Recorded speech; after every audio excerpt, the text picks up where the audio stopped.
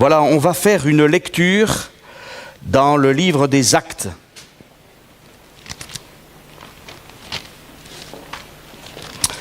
Livre des Actes des Apôtres, et on va lire à partir du chapitre 17.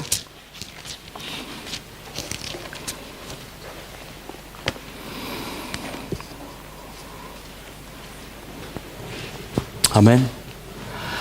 Actes chapitre 17.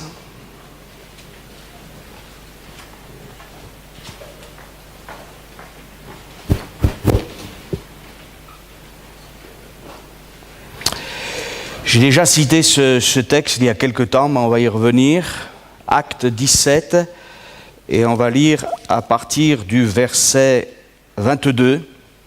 Pour replacer le contexte, c'est l'apôtre Paul qui va se retrouver devant un auditoire de philosophes, de sages, dans la ville d'Athènes, dans l'Aréopage. L'Aréopage, c'était un lieu donc qui était voué au dieu Mars, au dieu de la guerre aussi. Et Paul va se retrouver là dans un contexte, on dirait aujourd'hui, d'intellectuels, surtout de philosophes, et il va dire ceci, il nous est dit ceci: Paul, debout au milieu de l'Aréopage, dit: « Hommes athéniens, je vous trouve à tous égards extrêmement religieux, car en parcourant votre ville et en considérant les objets de votre dévotion, j'ai même découvert un autel avec cette inscription: à un Dieu inconnu. Ce que vous révérez sans le connaître, c'est ce que je vous annonce. Le Dieu qui a fait le monde et tout ce qui s'y trouve, étant le Seigneur du ciel et de la terre, n'habite point dans des temples faits de mains d'hommes. Il n'est point servi par des mains humaines, comme s'il avait besoin de quoi que ce soit. Lui qui donne à tous la vie, la respiration et toutes choses. Amen. Lui qui donne à tous la vie, la respiration et toutes choses. Amen. Alléluia. Si les chrétiens subsistent et si les non-croyants subsistent, c'est parce que Dieu le veut bien. Il y a peut-être quelqu'un au milieu de nous ce matin qui dit « Je ne crois pas en Dieu ». Ça, c'est... On a le droit de ne pas croire en Dieu. Souvent, c'est pas qu'on ne croit pas en Dieu, c'est qu'on a été déçu de la religion. Voilà, donc on assimile Dieu à la religion, il y a une certaine logique là-dedans, mais finalement, ce qui est très important, c'est de se dire qu'il y a le monde religieux et il y a Dieu. Il y a le monde athée, il y a Dieu. Il y a le monde des sectes, et il y a Dieu. Il y a le monde de la dégradation, de la décadence, et il y a Dieu. Voilà, Dieu n'est pas dans la création comme certains l'ont pensé, c'est-à-dire qu'il y a des gens qui disent Dieu est en tout, il est dans les animaux, Non, ça ce sont les créatures que Dieu a faites, et c'est lui qui a donné la vie, la respiration et toutes choses. Et si nous subsistons, si je subsiste, si vous subsistez, c'est grâce à Dieu. Amen. Voilà. Mais, bien évidemment, ce que Dieu veut, c'est nous donner la vie éternelle. Amen. Et ce matin, j'aimerais un peu simplement réfléchir sur ce que nous sommes. Et l'Écriture dit, il y a deux mots qui reviennent très souvent dans les Écritures. Vous êtes. Lorsque Dieu s'adresse à des croyants par le Saint-Esprit dans les Écritures, vous êtes. Il y a ce que Dieu est, il y a ce que Dieu fait, et c'est pour nous l'objet le plus important de notre réflexion, parce que si nous ne savons pas qui Dieu est, nous ne pouvons pas savoir non plus qui nous sommes. C'est un problème d'identité. Les gens ne savent pas aujourd'hui ce qu'ils sont parce qu'ils ne croient pas en Dieu. Alors ils pensent qu'ils sont le produit d'une sorte d'évolution, d'une sorte de bouillon de culture, d'un Big Bang, mais ils ne savent pas qui ils sont. Quand je découvre Jésus-Christ, quand je découvre l'amour du Père, lorsque je découvre la Seigneurie et la puissance du Saint-Esprit, alors je commence à savoir qui je suis. Et la Bible est là pour me faire découvrir qui est Dieu et qui je suis. Et la Bible, dans un premier temps, nous dit que Dieu a créé. Alléluia. Et si tu veux, mon ami, là je m'adresse à quelqu'un ce matin qui n'est pas encore un croyant, si tu veux vraiment comprendre l'Évangile et saisir l'Évangile, il faut d'abord que tu acceptes que Dieu t'a créé. Voilà, dans les écoles, on a la doctrine de Darwin, on a la doctrine d'évolution, des choses qui ne sont pas prouvables, même scientifiquement parlant. Ce sont des philosophies qu'on impose à nos enfants, à nos adolescents, tous ceux qui viennent discuter, particulièrement sur les radios et les médias français, ce sont toujours les mêmes, quelques individus triés sur le volet, mais si quelqu'un voulait dire le contraire, on dit non, ça ce sont des gens rétrogrades. On n'a même pas commencé à discuter, on n'a même pas commencé à argumenter, on n'a même pas commencé à polémiquer, parce que là, ce sera encore... Non, il y a des millions d'hommes et de femmes qui croient en Jésus-Christ, et il y a des centaines et des dizaines de milliers de scientifiques qui ont fait des études universitaires qui vous diront « Jésus-Christ est mon sauveur, je crois en Dieu créateur ». Amen. Faut pas croire que les chrétiens sont tous des gens ignares et des gens qui n'ont pas fait d'études et qui sont méprisables. D'ailleurs, il n'y a pas d'études, il n'y a pas de mépris à ne pas avoir fait d'études. Il n'y a que les hommes qui sont tordus, qui pensent que l'ignorance, eh bien, ça doit être méprisé. Ce n'est pas l'ignorance qui doit être méprisée, il n'y a rien qui doit être méprisé si ce n'est le péché. Bref, je peux ne pas vous convaincre. D'ailleurs, Paul n'a pas convaincu les Athéniens. Vraiment. Mais ce matin, laissez-vous convaincre par le Saint-Esprit. Il y a un moment donné, il faut être honnête dans le domaine intellectuel, dans le domaine moral, et dire « et si c'était vrai ?» Vous voyez le problème? Parce que si je campe sur ma position en disant « je ne veux pas croire », eh bien, on ne croit pas. Mais comme disait quelqu'un, et si c'était vrai ce qui est dans la Bible? Et si c'était vrai ce que disait le livre par excellence? Il nous donne, nous dit l'Écriture, la vie, amen, la respiration et toute chose. Alors, vous voyez, quand on a compris que Dieu nous donne tout, alors on n'est pas toujours à chercher à courir la planète. Il y a des gens qui vont au bout de la planète, qui disent, il faudrait que j'ai beaucoup d'argent comme ça, parce que j'ai pas tout. Mais quand on fait confiance en Jésus-Christ, on a tout pleinement en lui, on va lui faire confiance, on peut le prier quand on est dans le besoin, et il répondra, tôt ou tard, il fera ce qu'il voudra, mais il ne nous abandonnera pas. Amen. Il nous est dit, car en lui ont été créées toutes les choses qui sont dans les cieux et sur la terre, les visibles et les invisibles, trône, dignité, domination, autorité. Amen. Et le drame de l'homme, c'est qu'il a été créé par Dieu, mais aussi pour Dieu. Amen. Et j'aimerais qu'on se le rappelle ce matin, qu'on se le rappelle pour qu'on puisse le rappeler cet après-midi, qu'on puisse se le rappeler ce soir, demain, et dire oui, j'existe par lui, mais j'existe aussi pour lui. Et si tu vas avoir une vie bancale, mon frère, eh bien, ne cherche qu'à exister par lui. Fais rien dans ta vie chrétienne. Ne prie pas, ne viens pas aux réunions de prière, ne viens pas soutenir l'œuvre de Dieu. Tu dis, merci Seigneur, je viens le dimanche matin, je prends la Sainte Seine, je vis par lui, et tu as que la moitié de l'évangile. Et si tu as la moitié de l'évangile, eh bien, tu n'as pas tout l'évangile. Et si tu n'as pas tout l'évangile, tu ne seras jamais heureux. Oui ou non? Eh oui, c'est ça. On vit par lui. Mais on vit pour lui. Pourquoi? Parce que lui aussi est venu pour nous. Amen. Il n'a pas dit, tiens, je vais vous donner un petit programme, je vous fais des promesses que je ne tiendrai jamais. Il a dit, je vous fais des promesses, mais je les tiens. Et vous savez que sa promesse, elle était dure. Parce qu'il fallait que ce Dieu qui dit « je vais vous sauver », il fallait qu'il vienne et qu'il soit crucifié. Comprenez? Et c'est là ce qui doit à la fois nous attrister, parce que quelque part ça nous attriste la mort du Sauveur, non? Il a accepté, c'est terrible ce qu'il a, mais ça nous réjouit. Parce que cette croix qui a été malédiction pour le Fils de Dieu, elle est bénédiction pour moi. Mais n'oublions jamais ce que dit l'Écriture, maudit est quiconque est pendu au bois. Et le Christ a été fait malédiction pour que moi j'aie la bénédiction. Amen. Et cette bénédiction, c'est quoi? Et voici ce témoignage. C'est que Dieu nous a donné la vie éternelle. Et que cette vie, elle est dans son Fils. Amen. Elle est dans son Fils.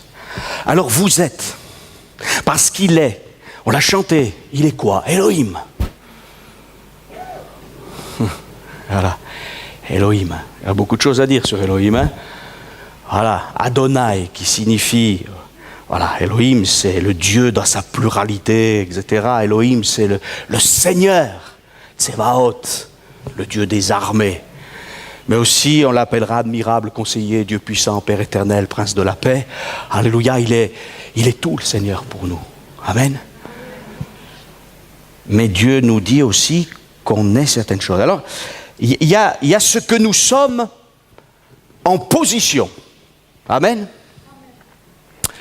Et aussi les titres. Et bon, on pourrait, ce matin, je pourrais passer tous les titres en revue. Ils sont fort, fort nombreux. La Bible nous dit, par exemple, que nous sommes le temple de Dieu. Voilà, que nous sommes aussi la bergerie de Jésus-Christ. Alléluia. Que nous sommes le sceau de l'apostolat dans le Seigneur. Voilà. La Bible nous dit aussi que nous sommes le corps de Christ. Amen. Que nous sommes la fiancée de Christ. Alléluia. Et tout ça, c'est magnifique. Concitoyens des saints, gens de la maison de Dieu. Alléluia. Gloire à Dieu. Et puis, bien sûr, ce texte merveilleux, 1 Jean 3, verset 1. Ça nous a été rappelé. Quelqu'un l'a dit dans sa louange ce matin. Voyez quel amour le Père nous a témoigné. Pour que nous soyons appelés enfants de Dieu. Et comme si on arrivait à douter, l'apôtre Jean, inspiré par le Saint-Esprit, dit, je répète, voyez quel amour le Père nous a témoigné pour que nous soyons appelés enfants de Dieu. Et il confirme, et nous le sommes, si nous avons accepté Jésus-Christ comme Seigneur de notre vie. Amen.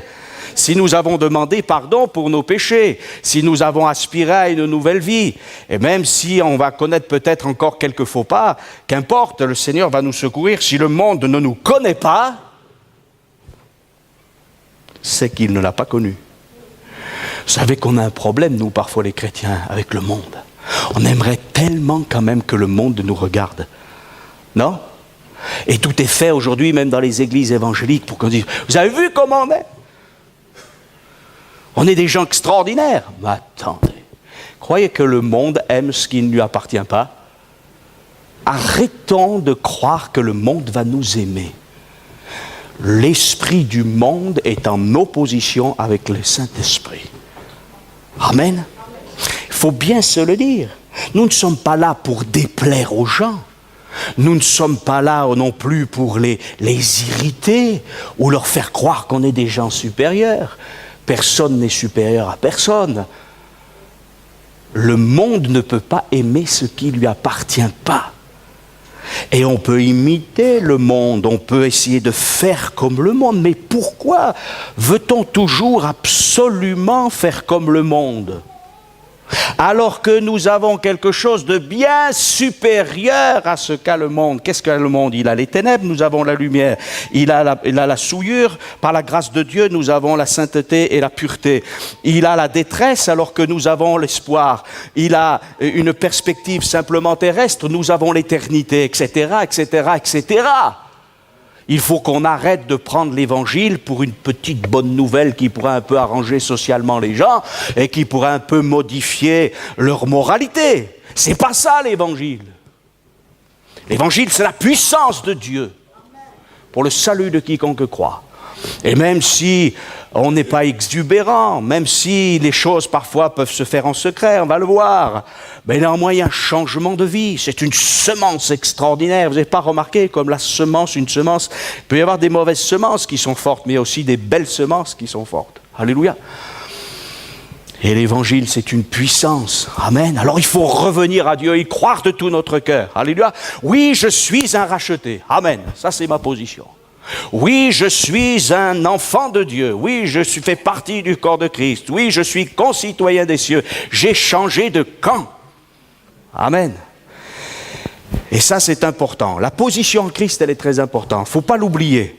Mais ce matin, j'aimerais insister sur autre chose, sur quelque chose qui n'est pas simplement une position, ou j'oserais dire passif, et le mot passif n'est pas négatif dans ma bouche, mais est plus qu'une position. Parce que ma position va faire qu'il va y avoir possibilité, d'une action. Amen. Nous ne devons pas arrêter l'évangile à l'amour du Père, à l'œuvre de la croix, mais nous devons aussi bien penser que Jésus nous a envoyé le Saint-Esprit pour l'action.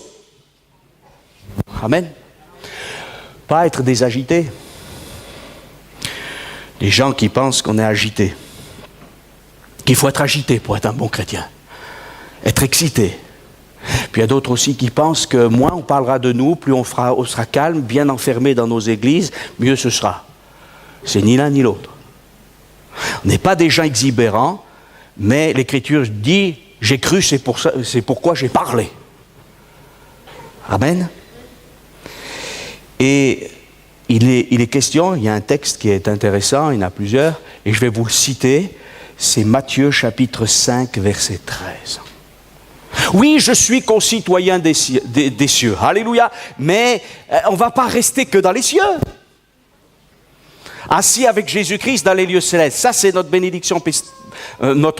bénédiction déjà d'aujourd'hui et de demain, et de l'éternité. Mais Jésus dit, vous êtes le sel de la terre. Mais si le sel perd sa saveur, avec quoi lui rendra-t-on ? Il ne sert plus qu'à être jeté dehors et foulé aux pieds par les hommes. Vous êtes le sel. En général, quand on est invité à un repas, on ne nous dit pas, vous savez, il y aura du sel. Non. Marc, on pourrait peut-être le préciser. Hein. C'est évident. Il y a des gens qui salent trop. Hein. Attention au régime sans sel. Hein. On n'est pas là pour faire je ne suis pas médecin. Hein.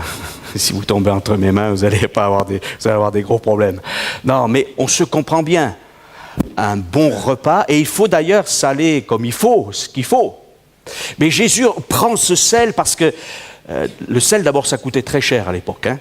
Voilà, on parlera, manger le sel du palais, comme dira l'Écriture, c'est être à la dépendance de quelqu'un. D'ailleurs, le mot salaire vient du mot sel. Voilà, donc l'importance du sel, c'était coûté très cher. Aujourd'hui, ça ne coûte pas cher. Ça ne coûte pas cher aujourd'hui, le sel. Peut-être qu'aussi, là aussi, voilà, il faudrait réfléchir. C'est tellement devenu banal que c'est dans les mœurs, c'est plus bon.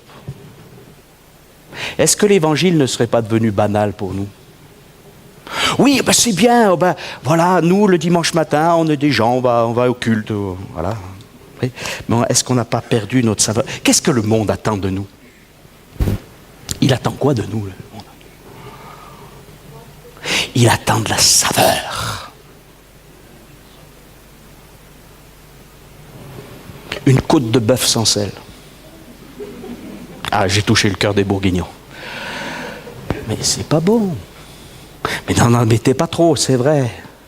Mais s'il n'y en a pas, c'est pas bon. N'importe quel repas sans sel, c'est dur. Moi, à un moment donné de ma vie, j'ai mangé sans sel, parce que sinon, voilà, c'était comme ça. C'est dur. Voilà. Et notre monde sans sel, sans saveur, mais la saveur de l'évangile, alors c'est quoi ? C'est de dire, c'est notre saveur personnelle, il faut que chaque chrétien ait de la saveur. Et comment aura-t-il de la saveur s'il n'est pas en relation avec le Fils de Dieu ? Parce que notre saveur, c'est pas nos capacités humaines. J'étais là, j'ai fait telle formation, je suis doué pour cela. Bien sûr, on a des dons naturels, c'est bien, gloire à Dieu. D'ailleurs, il ne faut pas oublier que ces dons naturels nous viennent déjà de Dieu. Mais il faut qu'ils soient sanctifiés, ces dons naturels. Mais ça ne suffit pas. Il faut des choses surnaturelles. Amen. Il faut que le royaume des cieux, vienne dans nos cœurs pour que j'ai de la saveur et que ma vie, elle soit une vie d'enthousiasme. Alléluia, même quand on est fatigué. Même quand on est malade. Si je suis malade, est-ce que je ne peux pas dire aux gens que Jésus guérit?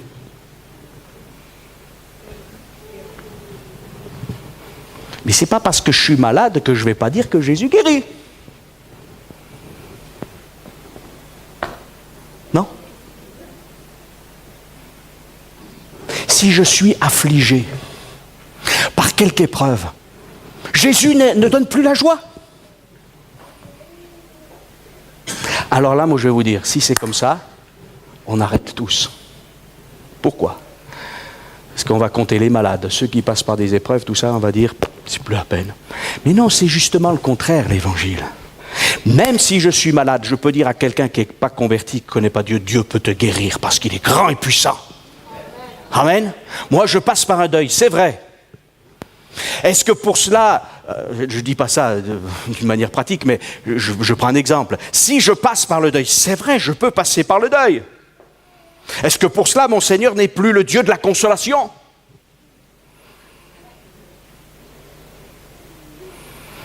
Il faut garder la saveur, même dans les temps difficiles. Et aujourd'hui, on est tellement cocooné dans notre société que finalement, on cherche beaucoup du secours partout, sauf là où il est. Alors le sel, Jésus dit, le sel est une bonne chose, mais s'il perd sa saveur, avec quoi l'assaisonnera-t-on? Vous pouvez remettre du poivre, vous mettre des épices, mais le sel, c'est le sel. Voilà, on ne va pas faire de la chimie. On ne va pas analyser. Le sel est utile pour des dizaines et des dizaines de raisons, pour plein de choses.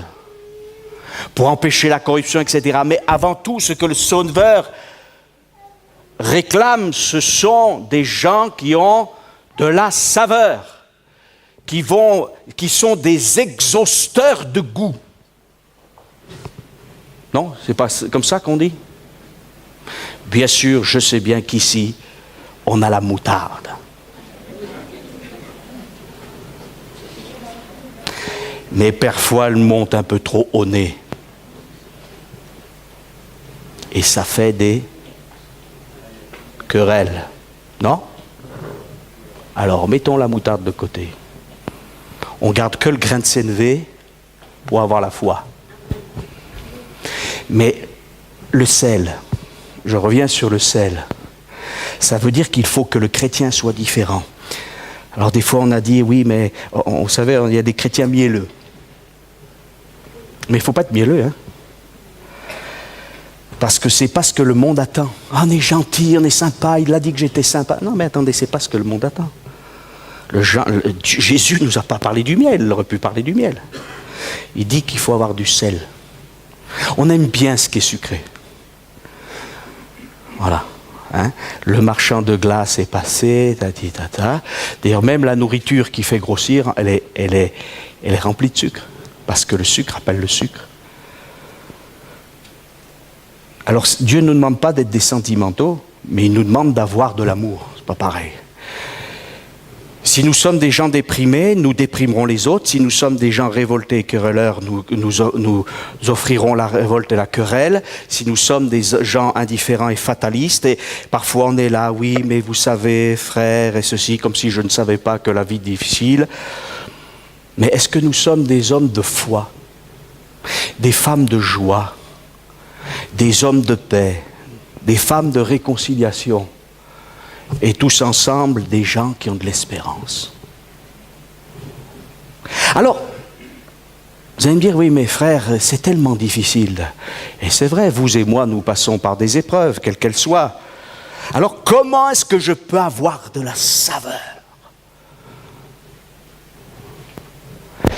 Eh bien, en revenant auprès de celui qui m'a racheté. Amen. Tous les sacrifices de l'ancienne alliance étaient salés. Amen. Et si je veux que le sacrifice de Christ ait de la valeur, il faut que je revienne à ce que Jésus a accompli. Amen. Il est mort sur une croix, mais il est ressuscité. Alléluia, et je veux vraiment jamais oublier ce qu'il a fait pour moi. Alléluia. Et dans l'ancienne alliance, eh bien, il y avait ce sel qui était là sur les sacrifices. Et pour que ma vie soit comme du sel qui va donner envie d'avoir faim et faim de Christ. Parce que vous savez que le sel, ça donne faim, ça donne soif. Eh bien, il va falloir que je sois mêlé au sacrifice de Christ. Amen. L'Écriture nous dit que votre parole soit accompagnée de grâce, assaisonnée de sel, afin que vous sachiez comment il faut répondre à chacun. Amen. Parfois on nous dit le témoignage, ceci, bien sûr qu'il y a des règles dans les témoignages, bien sûr qu'on apprend à témoigner, mais si on est en communion avec Dieu, s'il y a un feu qui brûle dans notre cœur, on va parler, il va y avoir de la saveur et les gens vont nous dire, tu sais, peut-être même 10 ans plus tard, ils vont nous dire, tu sais, alors c'est un peu décevant parce que c'est 10 ans plus tard, mais ça fait rien. Tu sais, quand tu m'as parlé, ça... il y avait une différence. Il y avait une différence entre les plats fades et froids de ce monde. Vous savez qu'on dit que la vengeance, c'est un plat qui se mange froid,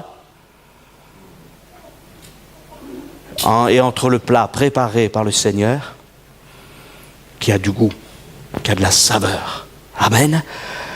Il y avait quelque chose aussi, vous êtes le sel de la terre. Amen. Mais il nous est dit aussi que le chrétien, il peut être comme un parfum de bonne odeur. Amen. J'ai tout reçu, et Paul dira, je suis dans l'abondance, j'ai été comblé de bien, recevant par Épaphrodite ce qui vient de vous comme un parfum de bonne odeur, un sacrifice que Dieu accepte, qui lui est agréable. Eh bien, sachez aussi que dans le parfum de l'ancienne alliance, il y avait du sel. Le sel, c'est le symbole de l'alliance dans l'Écriture. C'est un symbole d'alliance. Amen. Alors, si je suis allié avec Christ parce qu'il a bien voulu s'allier avec moi, ma vie va avoir de la saveur. Amen. Et point de besoin d'être quelqu'un d'extraordinaire selon le monde. On peut être quelqu'un de tout simple, mais chargé de la vie de Jésus-Christ. Amen. Le sel nous parle quand même de quelque chose qui est discret. Ça se voit à peine, le sel, hein. C'est blanc et encore blanchâtre, parfois gris. Et puis, ça va se disperser dans la nourriture. C'est pas remarquable du point de vue visuel. Et il y a une partie de notre vie chrétienne qui fait partie de l'intimité avec Jésus. Amen. Et lorsque je suis là, chaque jour avec ma Bible, à chercher la face de Dieu, à prier, c'est ça qui va me donner de la saveur. Amen. Donc il y a une partie intime, on va dire secrète, mais qui va se ressentir dans mon entourage. Amen. Si mon frère, tu es déprimé, cycliquement, si ma sœur, tu es pessimiste, cycliquement, ce n'est pas une prédication de temps en temps qui va te booster. Si, ça va te booster, mais ça ne va pas durer longtemps. Et je te recommande de chercher la face de Dieu personnellement. Amen. Et là, de dire, Seigneur, je veux cette saveur, alléluia, je veux être renouvelé, tu connais mes épreuves, mon mari qui n'est pas converti, et j'aimerais qu'il se convertisse tout de suite et que ça aille vite. Ah, il faut que ça aille vite. Oui, mais si tu fais la tête, si tu es des fatalistes, ce n'est pas demain qu'il va se convertir.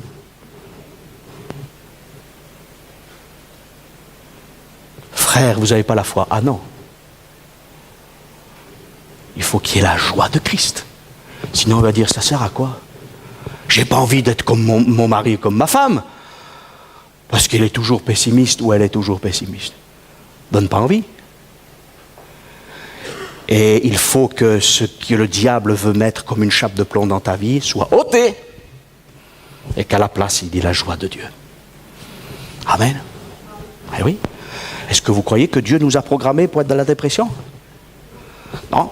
Est-ce que Dieu nous a pas plutôt programmés pour être secourus de jour en jour malgré les difficultés physiques, morales, intellectuelles, financières, etc. Alléluia, il est notre secours. Et nous attendons à lui à la condition aussi de bien vouloir être ce qu'il veut que nous soyons. Parce que ça nous a été rappelé ce matin. Parfois on demande et Dieu nous dit, est-ce que tu as entendu ma prière? Une seule. Mon fils, donne-moi ton cœur. Alors oui, mais j'ai donné mon cœur au Seigneur pour être sauvé. Oui, mais j'aimerais que tu me donnes ton cœur aussi pour me servir.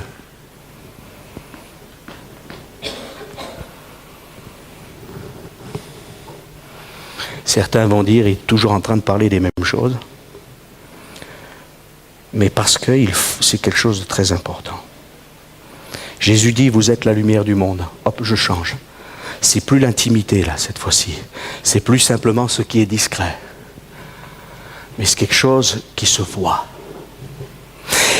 Jésus, d'ailleurs, je vous ferai bien remarquer que Jésus s'adressa à ses disciples, leur dit, vous. Lorsque vous priez, vous êtes. Et il ne dit pas, toi le chrétien, tu es. D'où l'importance de se rassembler. Amen. Parce que nous sommes le sel de la terre aussi. Et nous sommes la lumière du monde. Alors, bien évidemment, Jésus a dit, je suis la lumière du monde. Nous ne sommes la lumière du monde que si nous permettons au Seigneur de refléter sa gloire dans nos vies, parce que nous-mêmes, nous ne sommes pas réellement la lumière. Nous le savons tous. Mais comme un miroir bien poli peut refléter la gloire de Christ, eh bien, nous le pouvons. Lorsque Moïse, et on est encore sous l'ancienne alliance, est descendu du Sinaï, son visage resplendissait. Mais, supérieur en toute chose, Christ, lui, ne resplendit pas que du visage lorsqu'il est sur la montagne de la transfiguration. Lorsque Jean le voit dans le livre de l'Apocalypse, il brille comme le soleil. C'est quelque chose d'insupportable. Voilà. Hein? Mais c'est la grandeur de Christ. Alors il faut que nous soyons aussi la lumière du monde. Vous êtes la lumière du monde. Une ville située sur une montagne ne peut être cachée. Éphésiens 5 nous dit, autrefois vous étiez ténèbres. Et maintenant vous êtes lumière dans le Seigneur. Marchez comme des enfants de lumière. Amen. Vous êtes lumière, mais dans le Seigneur. On ne peut pas être lumière en dehors du Seigneur. Et bien sûr, Jésus dit, eh bien, une ville située sur une montagne ne peut être cachée, et même dans la nuit, parce qu'il va y avoir quand même quelques lumières. Jésus dira, on ne met pas une lampe sous le boisseau, sous un vase, c'est pas possible. On la met sur un promontoire, sur quelque chose pour qu'elle brille, on l'élève. Je ne dis pas qu'il faut que nous nous élevions au sens humain du terme, mais il faut que nous élevions vers Christ pour briller. Et une montagne, monter sur une montagne, c'est pas évident. D'ailleurs, construire une ville sur une montagne, c'est pas évident. Aussi. Plus facile de bâtir dans la plaine. D'ailleurs, les hommes bâtissent dans la plaine. Ils trouvèrent une plaine dans le pays de Shinéar, ils firent des briques, ils trouvèrent du goudron et on a fait la tour de Babel. Mais la ville sainte même qui descend du ciel, elle est toujours un peu en haut, hein, quand même. Eh oui, la Jérusalem sainte. Alors, bien sûr, monter sur la montagne, c'est fatigant. Non? Ah bah oui. Moi, je suis descendant de montagnard, alors je sais ce que c'est. Et si on veut faire les malins, on va vite s'essouffler. Moi, j'ai jamais vu des montagnards dignes de ce nom qui courent comme des dératés pour monter sur une montagne.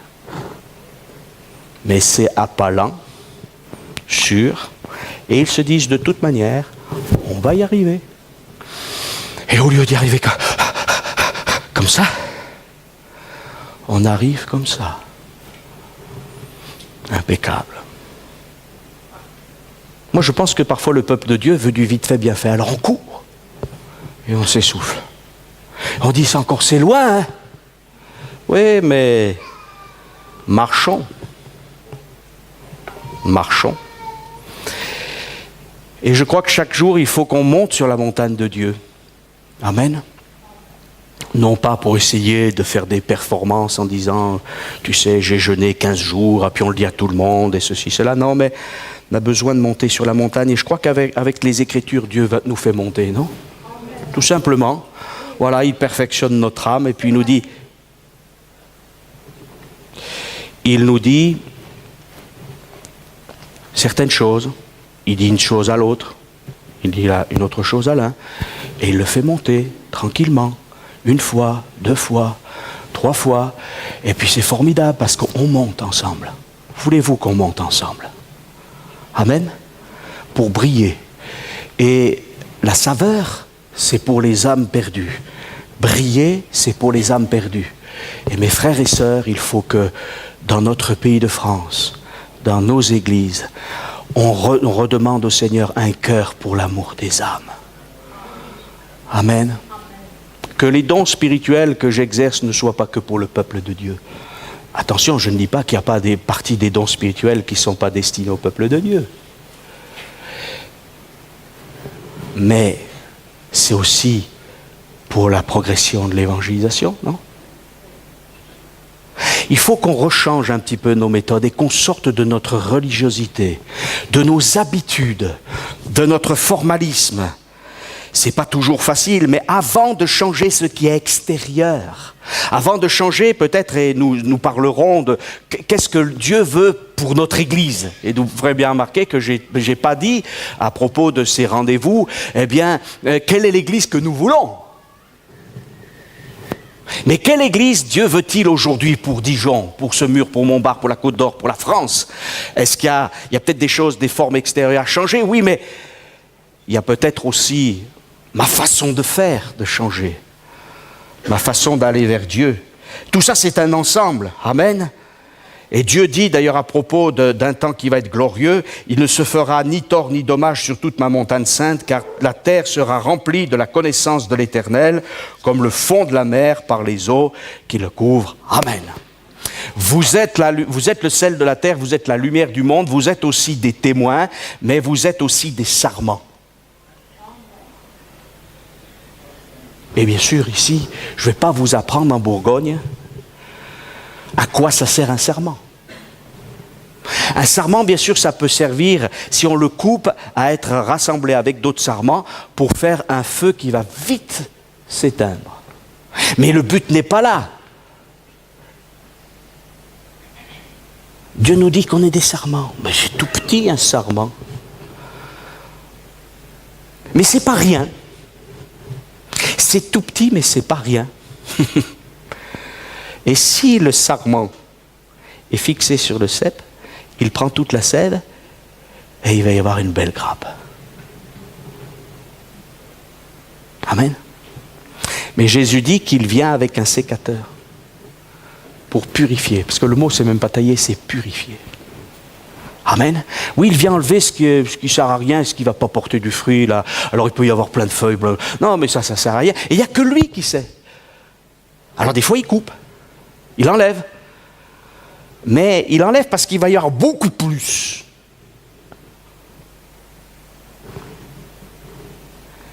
Et la vigne, elle lui appartient. Elle ne nous appartient pas. C'est difficile, ça aussi. Hein. Moi, je sais qu'il n'y a pas une église qui m'appartient. Hein. Vous savez, très souvent dit l'église du pasteur untel. Alors bon. Si on est des businessmen, oui. Mais Jésus dit, je suis la vigne, je suis le cep. Mon Père est le vigneron. Amen. Et tout sarment qui ne porte pas du fruit, eh bien voilà. Alors on est destiné à porter du fruit. Et vous avez remarqué que porter du fruit, ça ne se fait pas forcément instantanément. Le sel, c'est assez rapide. Hein. On le jette, clac, sur une bonne côte de bœuf. Et là, voilà, en quelques secondes, c'est bon, vous pouvez couper, servir vos invités, ils seront tous heureux. Alléluia. Gloire à Dieu. Bon. La lumière, ça peut aller très rapidement. Même autrefois, on prenait une lampe à huile, on l'allumait, etc. Voilà, ça allait rapidement. Je voudrais remarquer, et ça c'est pour quelqu'un ce matin, Jésus a dit, je n'éteindrai pas le lumion qui fume. Alors peut-être que tu es en train d'être là comme de t'étioler. Jésus veut ranimer la flamme. Mais il faut que tu ailles vers lui. Amen. Et que tu sortes aussi peut-être de cette ambiance où il n'y a pas d'oxygène, où il n'y a pas la vie de l'esprit. Parce que vous savez que quand il n'y a pas la vie de l'esprit, on étouffe et on s'éteint. Mais le fruit, alors le fruit, ça ne vient pas instantanément. Hein.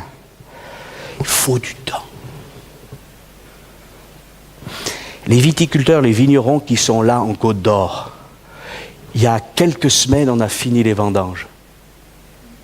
Est-ce que vous croyez qu'ils disent « Ah, on verra, au mois d'août, on recommencera à travailler la vigne ». Allez les voir, c'est pas ça, hein, je peux vous rassurer. Ils sont tout le temps dans la vigne. Presque on peut dire « Mais c'est une manie, non ?» Non, c'est de l'amour. Parce qu'ils ont un but. Le but n'est pas forcément toujours le plus noble. Parce que c'est peut-être le business et peut-être s'enivrer. Mais moi, là, nous parlons du fruit. Et les arboriculteurs, c'est pareil. Il faut chaque jour venir, regarder, soigner. Et je crois qu'il y a du quotidien pour que nous portions du fruit. Il y a le fruit, et le fruit, ça va commencer par quelque chose de très discret, ça va bourgeonner, il va y avoir une fleur, et c'est très fragile même à certains moments. Nous le savons. Et parfois, peut-être que, excuse-moi mon frère, tu as raté une saison, tu as peut-être raté une deuxième saison, peut-être une troisième ou une quatrième saison, mais Dieu est patient. Vous avez remarqué que Dieu est patient avec les arbres? Si vous lisez dans l'Écriture, dans le livre du Lévitique, même un arbre qui venait d'être planté, eh bien on le considérait, on ne l'utilisait pas toujours tout de suite. 3 ans. On le laissait tranquille pendant 3 ans. La 4e année, on donnait le fruit à Dieu. Et la 5e année, on pouvait commencer. Voyez? Mais Dieu est patient, il ne nous dit pas, voilà, il faut tout de suite. Mais il faut travailler à ce fruit.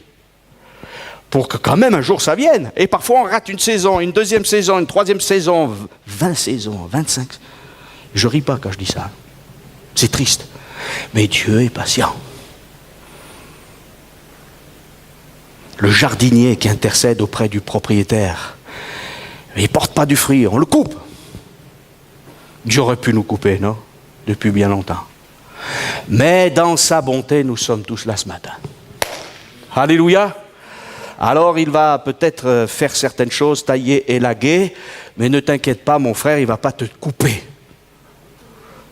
Il y a quelque chose qui est terrible dans la prédication de Jean-Baptiste, c'est qu'il ne dit même pas qu'on va couper l'arbre comme on coupe le tronc, parce qu'il peut toujours avoir des surgeons, mais il dit la cogner et mis à la racine.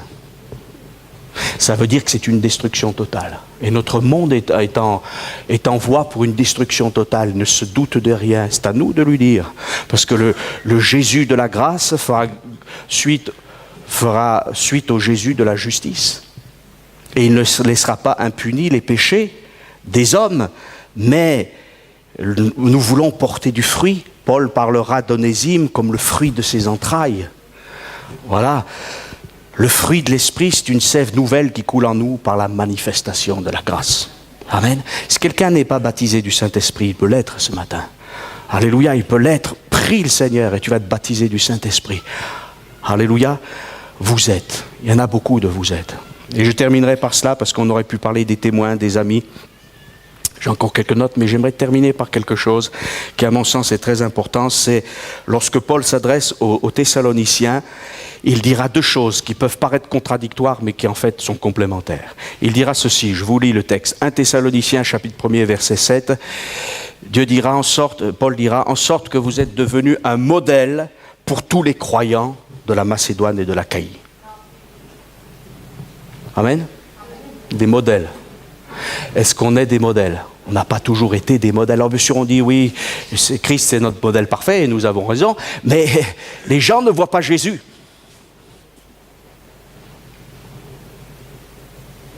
Avec leurs yeux de la chair. Ils voient qui? Si tu es un chrétien qui dit toujours des gros mots, est-ce que tu crois que c'est bon exemple? Si tu parles mal à ta femme, à ton mari, si tu méprises ton frère, ta sœur, si tu vis dans une chose qui n'est pas à la gloire de Dieu selon l'Écriture, je ne vais pas citer tout, et que tu devrais même pas, tu devrais avoir honte, mais tu fais comme si tu n'es pas un modèle.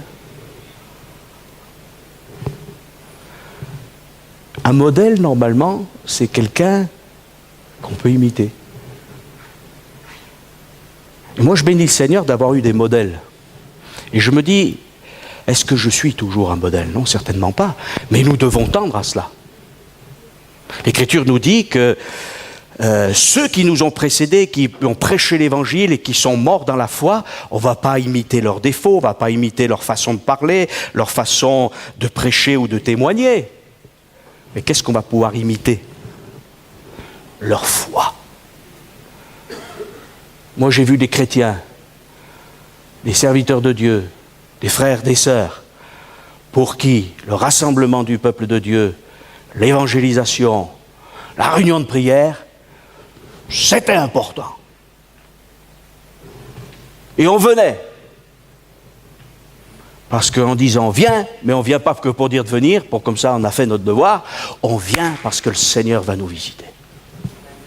Amen. Et c'est ça. Et quand vous avez des gens qui sont enthousiastes, vous dites, mais alors moi, est-ce que je suis enthousiaste? Et qu'est-ce qu'ils ont fait, ces Thessaloniciens? Ils ont abandonné les idoles pour se convertir au Dieu vivant et vrai et attendre la venue de Jésus. Ils ont laissé le business. Mes frères, mes sœurs, est-ce que vous êtes toujours pris le jeudi soir? Est-ce que vous êtes toujours pris le dimanche après-midi? Au point de ne pas venir? Jamais, jamais, jamais, jamais. Point de ne jamais venir dans un effort d'évangélisation. Point de ne jamais venir le mardi soir. De ne jamais venir alors qu'on a essayé toutes sortes de moments de prière le samedi, le vendredi soir. J'en appelle à votre conscience, mais pas à votre conscience tout seul, votre conscience devant Dieu. Est-ce que vraiment c'est si cher de revenir écouter l'Évangile? Peut-être parce que vous êtes à quelques kilomètres. Mais par contre, quand on vous appelle pour un mariage, pour une fête ou une fiesta, vous êtes capable de faire 500 ou 1000 kilomètres. Et parfois on dit, j'ai pas les moyens, j'ai pas le temps. Mais c'est pas vrai. Et on demande à certains d'être des modèles.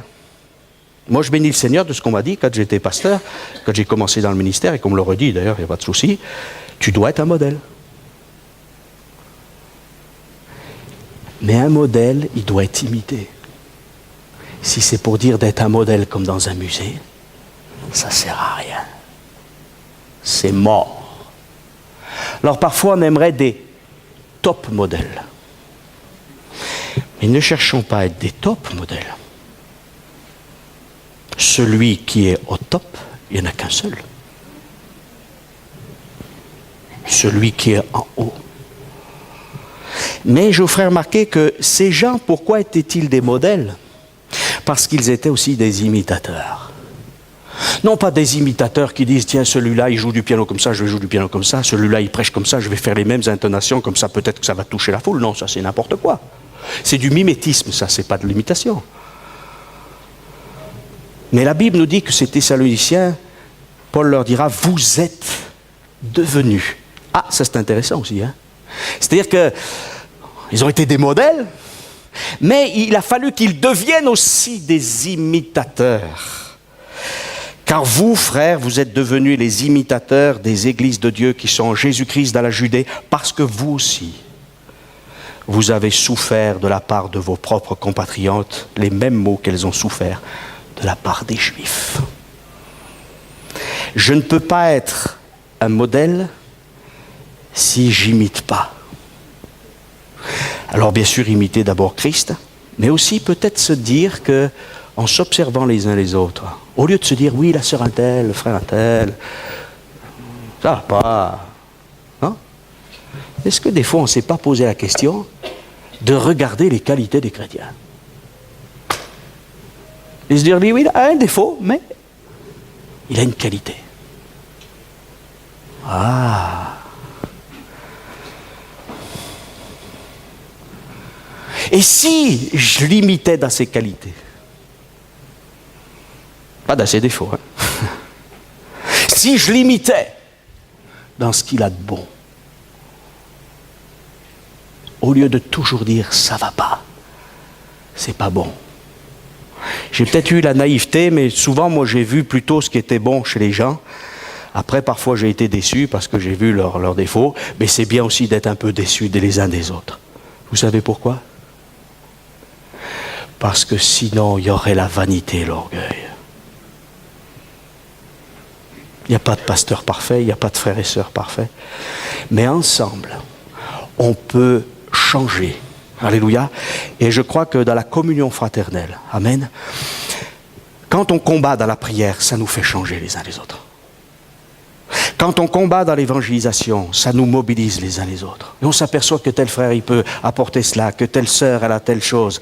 Voilà, alors c'est vrai. Et ce qui est mauvais, eh bien on va le laisser couper, tailler par le Fils de Dieu. Amen. Et peut-être aussi que dans nos prières, au lieu de dire « Seigneur, je te prie de bénir, je te prie de faire ceci », on pourrait aussi dire « Seigneur, avant de toucher les autres, viens me toucher moi. » Amen. Viens faire ton œuvre en moi. Vous savez, comme on l'a dit très souvent, prier, chercher la face de Dieu, c'est quand même pas faire ses courses en disant je prends cela de Dieu, je prends cela de Dieu, tu me dois parce que tu m'aimes. Non, c'est avoir un rendez-vous avec Dieu. C'est vrai qu'on peut lui dire, tu sais Seigneur, je sais que tu m'as pas oublié, mais j'ai envie de te dire que j'ai besoin dans tel et tel domaine. Voilà. Mais aussi, surtout, change-moi, Seigneur. Parce que je veux vraiment avoir de la saveur. Amen.